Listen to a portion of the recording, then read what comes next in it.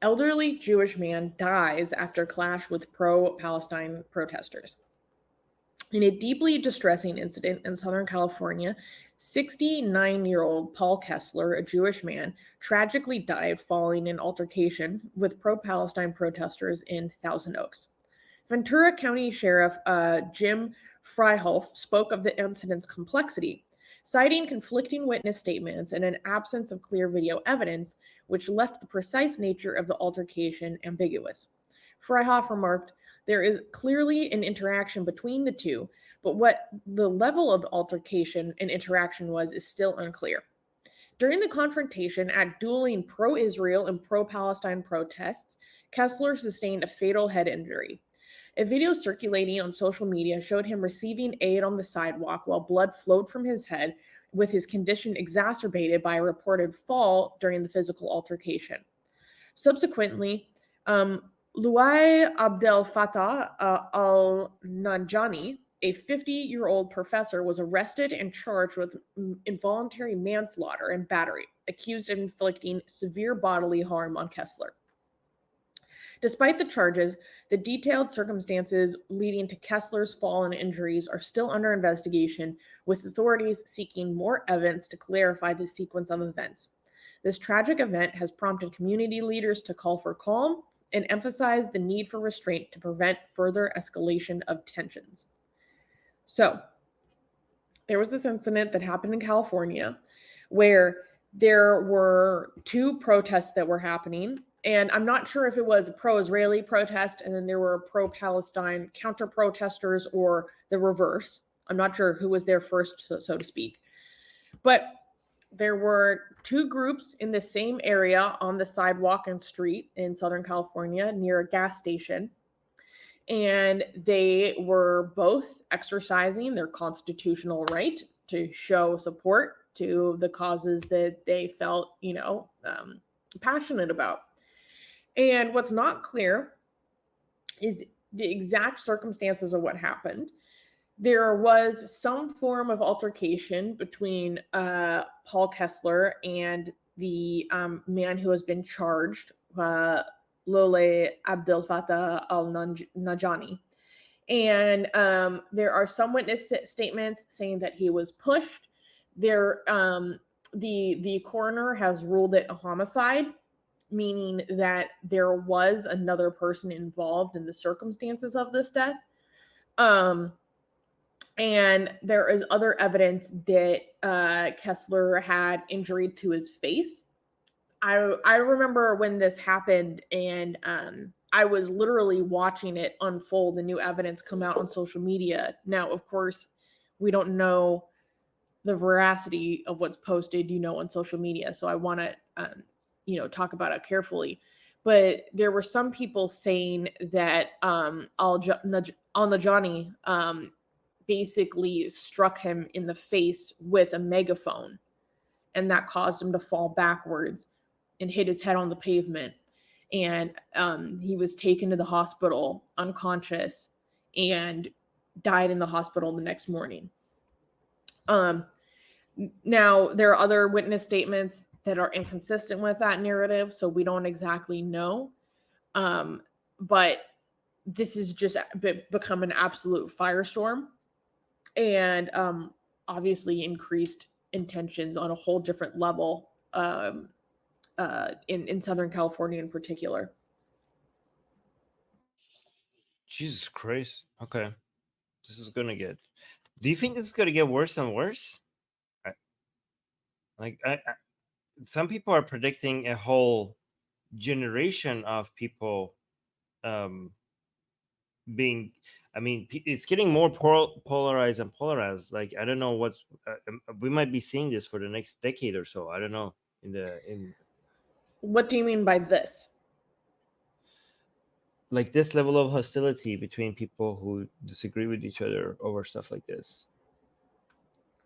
I don't know. I just feel like we're losing the middle, and people are. I mean, people predicted that it's going to end up like this. I just don't know to what level are we going to see this. This could tear apart the fabric of I don't know. I don't want to fearmonger. I'm just saying a lot of the predictions of what people were saying that is coming true. A lot of, I didn't know how true they were, but like it's slowly turning into that, more and more. And I don't know if we're going to keep going in this direction. It's not going to help, but finding ways to solve problems, because people are seeing there's less dialogue and more. There's no People are not finding, they're not looking for solutions. They're not looking for ways to come up with compromises or agreements or understanding. They just see the other side as pure evil, and that needs to be crushed and defeated, rather than to convinced or talk to. You know what I mean? Yeah. Yeah. Well, it I don't know. reminds me of Essentially, that video you sent of Yuval Harari to me, where he's yeah. talking about. Can you explain that to people? Do you Which remember one? it? I sent you a lot from Yuval. I sent you a couple from Yuval. Where he's talking about, basically he's expressing this idea that the people who are more directly impacted by this conflict, mainly being Palestinians themselves and Jews themselves and people from those heritages, are filled with so much pain that they are not able to see Mhm. beyond that pain or even acknowledge in any way, shape, or form the reality of the other's pain at the same Yeah. time. And so he was saying that for the rest of us, we need to work on, what did he say? Like keeping space for peace, keeping space for future peace. For, yeah, exactly. I mean, I don't blame them though. I mean, we keep talking about the importance of dialogue and talking to each other and understanding. But if any of this happened to us personally, a lot of us personally, like, stop talking about that and be like, you know what? Let's just destroy the other side. I mean, sometimes a lot of people from our side feel like that just by witnessing some of the things that they hate from certain communities, and they just want to be like, you know what? I give up. I give up. These people are too far gone. So imagine you watching this from a distance and feeling like that. Then imagine if you were actually involved in it. If your family had died, or somebody you love had died, then how much would you be even more um, leaning towards forgetting about trying to solve things, trying to come up with understanding, or trying to convince other people out of their positions? You would, So now imagine, now we have thousands of families that their their life has been ruined. They have been crushed over, and all of those people, a lot of those people are now completely quitting the idea of compromises or understanding, and that it just creates generations of radicals, one after it. This is what people refer to as the circle of violence, I guess. But anyways, I think people already know this is not that deep. Yeah. Yeah. I don't know, especially with the younger generation. I don't even know what to make of Gen Z. I don't even know what to make of Gen Z. We're Yeah. we're in trouble. We're in trouble. Yeah. All right, we have two I super have chats, so let's head. um, Yeah. I low key. Well, I think we should ban TikTok. that's, but look again, but that's what I'm talking about. Like, a lot of times, I mean, we were like, you know what? Let's just we would click on the nuke option, the nuclear option. I just think like we shouldn't give up. I mean, as hopeless as sometimes feels, I think we should constantly remind ourselves that if there's any chance for improvement, is to reach out and talk. Like, we should never give up on that, no matter how hopeless things seem. No, but I think banning TikTok might actually be a step in that direction. I think that might be Okay. part of the anecdote. I'm like, to further the possibility of people not being radicalized, especially young Mm. people who are now I don't praising A know. Letter to America by Osama bin Laden all over TikTok. I don't like banning stuff. That's my problem. I know. I Yeah. uh I mean, I don't like it either. Mm. But again, this is just me expressing a frustration. Mm. All right, we have super chats, and you started a comment as well, so let's get to that. Oh yeah. Enki is saying, thank you for the Australian $5 super chat. Anyone knows when the worldwide protests for the ethnic cleansing in Sudan is going to start? Enki, don't hold your breath. It's not going to happen. Let's be honest. It's not going to happen. Or Yemen. Yeah. And I apologize if anyone's offended by that. But let's be real with ourselves. It's not going to happen. But if this is something you care about, I don't know, go check in with your local Sudanese community. Maybe they have a demonstration and you can join, and you can be one of the people that's actually contributing to raising awareness about it. And so Dave gave us a $5 super chat. Thank you. Saying, I'm worried for Jewish people because due to Islamic immigration in the West, Jewish people will lose political voice. They are not even safe in Israel.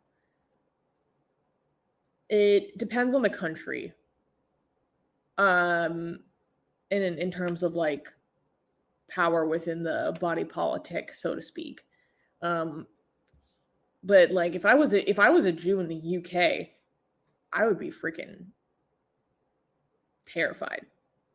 If I was a Jew in London, I would not feel safe, especially if you decide to do any public display of your Jewishness,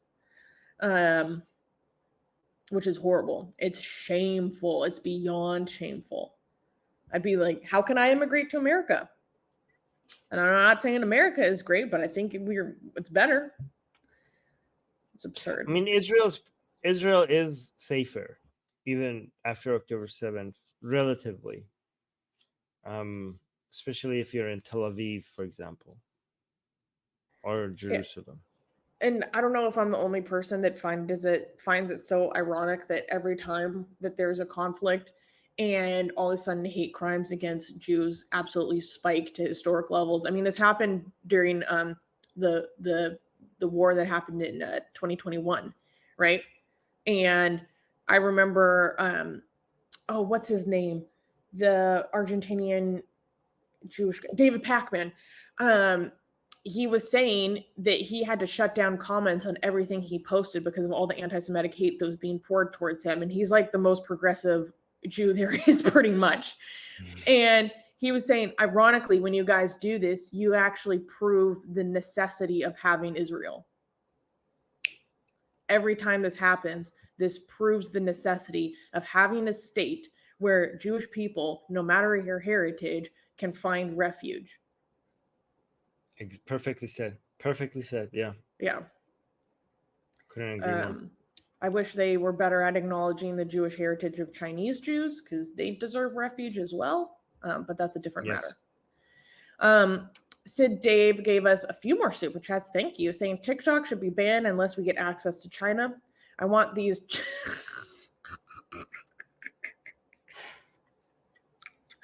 I want these Chinese kids to learn about Dylan Mulvaney and the great American leftist ideas. But this is the problem, is that the Chinese version of the TikTok app that they send to their own population is very different, and it's algorithmically different than the version we get in America. They would never for an instance tolerate Dylan Mulvaney on the Chinese version of the TikTok app.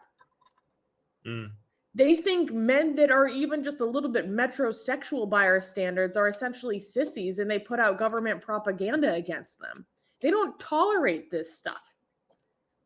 Meanwhile, there are people concerned that there are people becoming trans because of TikTok in America. It's so absurd. Yeah, so I would love to see the Chinese government's reactions to Dylan Mulvaney. Also, he said European Jews can pass as white, so they will be safe unless they openly display their Jewish symbols. And it's still sad the situation is like this in Europe. Well, not all European Jews can pass as white. But that's actually sometimes it makes it worse because a lot of people are trying to look into whether you're. I mean, the fact that you can't tell who's a Jew or not makes this whole conspiratorial element of it more interesting and engaging to anti-Semitic people. Like, it's kind of like finding them. Like, it's not because you can't, it makes it a more fun for them. It's like detective work, which conspiratorial minded people love.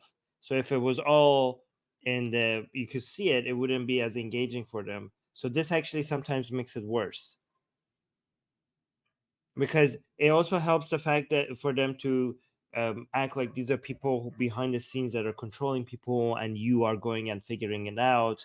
So it plays into that. So it doesn't actually help. It actually makes it worse in many cases. And yeah, like you said, it's really sad. This shouldn't be the situation or case in any way, shape, or form. They shouldn't have to assimilate. To hide, yeah. Sid also said, what are your thoughts on Emma Vigeland and Sam Cedar of the Majority Report? I used to like them, but I feel Emma is truly a brainwashed leftist. I have no idea what her recent stances are on this conflict in particular, but I just remember, like, probably last year, she had some statements regarding transgender women in female sports. And I was like, oh, girl, you're on a different level. Like, she puts out statements regarding that. You can have your own opinions.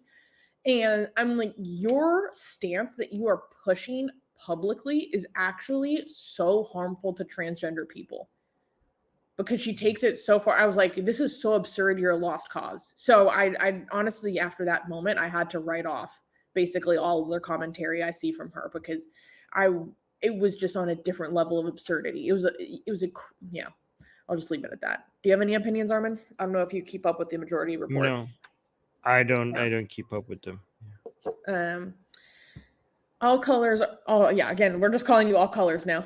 Send us another super chat saying, the modern left represents the socialism of fools, anti-Semitic Stalinism.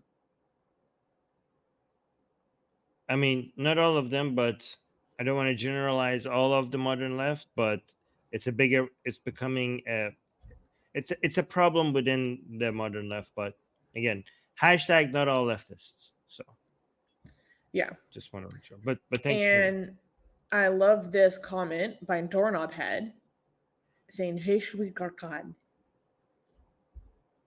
Do you understand the reference? No. Oh, the tree. Yes. Right? Okay. Yes. Well, I don't understand the first part. Well, because it's instead of je suis, I can't speak French. Charlie saying the Garkad tree. For those who are not aware, right. Okay. In Islamic scripture, there's a prophecy that during the end times, during the end of the world, every rock and tree, that's when all Jews will be kaput, shall I say. Mm-hmm. And every tree and rock will literally move behind to tell the Muslims, oh, Muslims, a Jew is behind me, except for the Garkad tree. We should make this into an anti-fascist. The Garkad tree should be an anti-fascist icon. Yes, I like this. I like this as a chant or something, as a symbol, or I like this. This is a genius, Doorknob Head. This is genius. The only tree that will protect the Jews from extermination. Do you know who makes the most amazing, gorgeous, and other adjectives that I can't use here on YouTube, blasphemous art ever? We do! And for some reason, we are giving it away for free. Download them now using the link in the description before we change our mind.